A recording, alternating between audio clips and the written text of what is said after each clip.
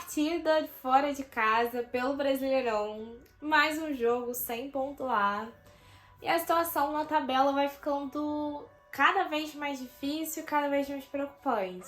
Então vamos falar sobre essa partida.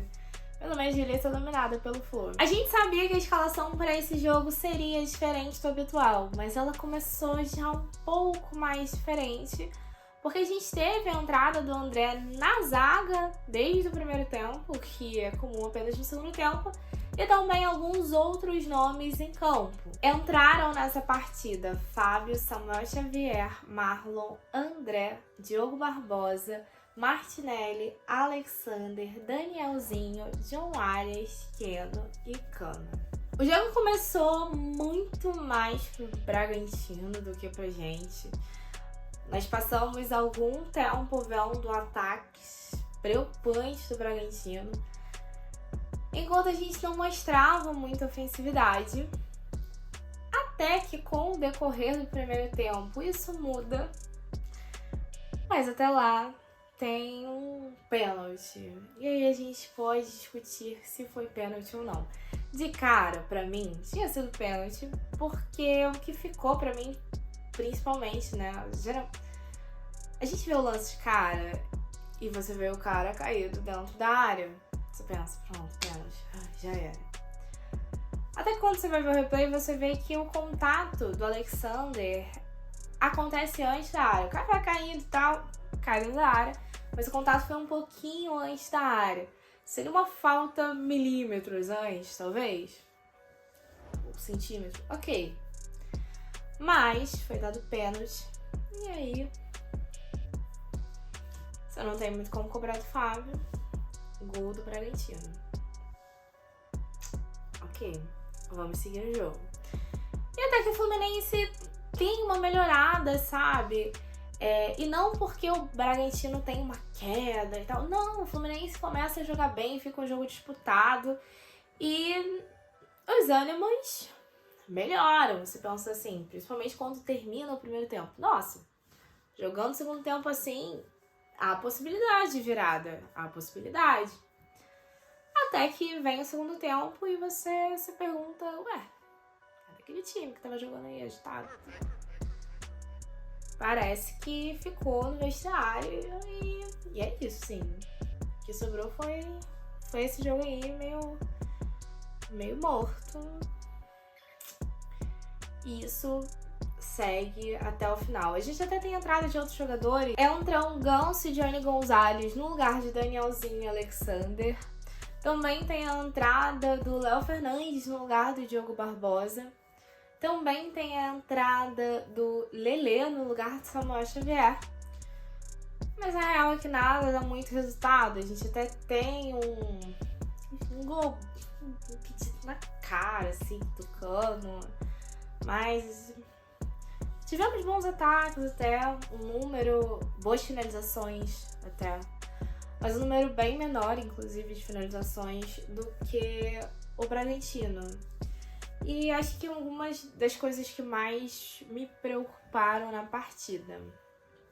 O fato de que o Bragantino, em alguns momentos, conseguia se infiltrar assim, com facilidade, no sentido de que ele entrava mais na área, tinha mais facilidade para entrar na área para finalizar, o que era bastante preocupante. Inclusive, logo no início do primeiro tempo, a gente tem 2 bolas na trave que parece, quando você vê a segunda, parece que tá vendo o replay da primeira. E você se pergunta, caramba, como a gente deixa isso acontecer 2 vezes num período tão curto de tempo? Não dava nem pra se esquecer que a jogada aconteceu e isso não conseguiu ser defendido, isso não conseguiu ser impedido. E ao mesmo tempo, também o fato de que, cara, isso acontece muitas vezes quando a gente tá no final do jogo, principalmente nos acréscimos, e você precisa conseguir um resultado, você precisa reverter ou pelo menos empatar algo. E o Fluminense começa a tocar a bola na defesa como se tivesse ainda 2 tempos inteiros pra jogar, sabe? Pô, isso me irrita, assim, num nível. Tanto que a hora que acontece aquilo, eu falo assim, cara, Fluminense vai terminar com mais posse de bola. E de fato, termina com mais posse de bola, mas no geral, assim, uma posse de bola que engana bastante, porque tem muito recuo para defesa, muito retorno do Fábio. A gente tá muito acostumado, assim, com essas disputas por bola, a cara do gol do Fábio, e que levam perigo, e que, assim, se der errado, é errado mesmo, sabe? E só não converte se do outro lado tiver muito azar ou muita incompetência, porque quando dá um erro ali na cara, pô, geralmente a chance zero até pro Fábio catar. Então, olha, são coisas que irritam, e a gente viu um pouco disso no primeiro tempo. No jogo como um todo, na real. Esse resultado, ele é reflexo, na verdade, de uma atuação abaixo mesmo dos jogadores. A gente viu o primeiro tempo do John Arias até bem apagado em campo, e ele que é um jogador bastante presente, principalmente ali no início, a gente sentiu muita falta, assim, de uma atuação maior dele. Acho que o Danielzinho também estava um pouco apagado nessa partida, mas é resultado, assim, do time como um todo. Eu não tenho como sair, assim, já tô preparando já pra enfim, as reclamações nos comentários, mas eu não tenho como sair desse jogo sem falar do Diogo Barbosa. Por quê? Porque ele tem duas atuações bem bacanas ali no ataque. Assim, as duas que ficaram até, que quase se converteram em gol e tal, então foram as que ficaram mais na cara. Mas às vezes me irrita um pouco porque algumas pessoas assistem aquilo e ficam só com aquilo na cabeça e esquecem das falhas, porque ele também comete lambanças. E as lambanças, no geral, são na defesa. E assim, antes que você venha virar pra mim e falar assim, mas ele é lateral ofensivo. Se ele tá na linha de defesa, ele tem função de defender. Então, assim, esse argumento nem faz muito sentido. E ainda que ele fizesse algum sentido, o problema é que a gente vinha reclamando de anos e anos e anos na lateral esquerda era por questões defensivas. E, assim, não dá pra dizer ainda que com ele esse problema foi sanado. Mas o Marcelo também. Sim, o Marcelo também. O Marcelo também comete falhas. Mas tem vezes que as pessoas olham assim, o Marcelo comete a falha, nossa, mas o Diogo Barbosa é titular inquestionável. Assim, cara, inquestionável é uma palavra muito forte. É uma palavra muito forte. E tipo, pra mim, a lambança dele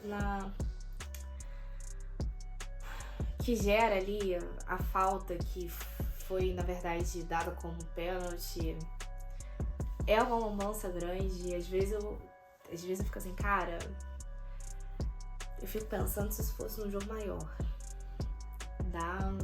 Dá uma preocupação, assim, real mesmo. Mas, no geral, acho que a gente ainda tem, na verdade, alguns jogos até a final. E eu acho que a gente vai ver ainda atuações se repetirem até a final. Entendo por parte dos jogadores você tirar um pouco o pé, porque você está com a cabeça na final e você sabe que muita coisa pode acontecer que faça você perder esse jogo. E se você se lesiona, dificilmente você se recupera a tempo de voltar. Tem uma cena nesse jogo que é muito claro isso, né? O Samuel Xavier vai disputar uma bola, o cara vem pra dar o carrinho, ele já tira o pé. E eu não vou culpar o Samuel Xavier por tirar o pé, assim. Com certeza o Samuel Xavier, ele quer estar nessa final, então você não tem como culpar. Ele é um jogador titular, ele sim, considero titular inquestionável no lateral direito. Pelo menos até hoje, pelo amor de Deus, Samuel Xavier não me decepciona daqui pra frente. Mas... E eu até agradeço ele por fazer isso, né? Prefiro ele na final. E alguns outros jogadores também. Você não vai ver uma entrega igual acontece nos outros jogos, porque daqui a poucos dias eles vão estar jogando a vida deles na final da Libertadores. Então, eu entendo realmente. Mas alguma coisa tem que ser pensada, nem que seja com os outros jogadores, porque não dá pra você contar que você simplesmente no campeonato de pontos corridos você pode largar a mão de pontuar. Eu não tô falando assim de partidas mirabolantes, não, sabe? Tô falando de 1-0. Aquele 1-0 que o time joga mal, não faz o resultado que precisa e acabou, nem que fique recuado na defesa. Ok, assim, tudo bem, tudo bem. Mas alguma coisa precisa ser feita, porque senão essa pontuação vai começar a se tornar urgente. Eu já falei aqui sobre enquanto a final da Libertadores ela não acontece, a gente não pode considerar que a gente já ganhou, então que não precisa do brasileiro pra nada. Já falei aqui sobre a importância do brasileiro para você entrar nas fases finais da Copa do Brasil. Mas além disso, você também tem a pontuação, na verdade, a premiação. Porque os 9 primeiros colocados, eles vão receber uma premiação maior. E dentro de uma temporada em que você deixou de fazer vendas importantes, como a venda do André, por exemplo, que era uma venda por um valor muito maior do que normalmente você consegue vender um volante. E eu não estou dizendo que não vender André agora foi errado, porque eu não considero, acho que tá certo, tem que vender mesmo não. A gente tem um objetivo e o André ele é imprescindível para alcançar esse objetivo. Então, sim, vale o risco você segurar. Para mim, vale o risco você segurar o André. Mas, ao mesmo tempo, você vai precisar conseguir o máximo de retorno financeiro possível. Não só pensando em uma venda posterior, mas de outras formas também. E se uma das formas possíveis é uma boa colocação do brasileiro, e não é algo impossível de se imaginar, a gente precisa levar isso a sério, a gente precisa levar isso em consideração. Então, é isso. Esse jogo preocupa mais por tabela. Também bate aquela sensação de jogos morosos vão deixando talvez o time mais animado. Sim, tem essa preocupação também. Mas nesse jogo de hoje eu tenho pensado mais em tabela. Porque a gente tá em nono lugar, assim, por sorte. A gente poderia estar em quarto. Sim, a gente poderia estar em quarto. Mas é isso. Saudações tricolores e até a próxima.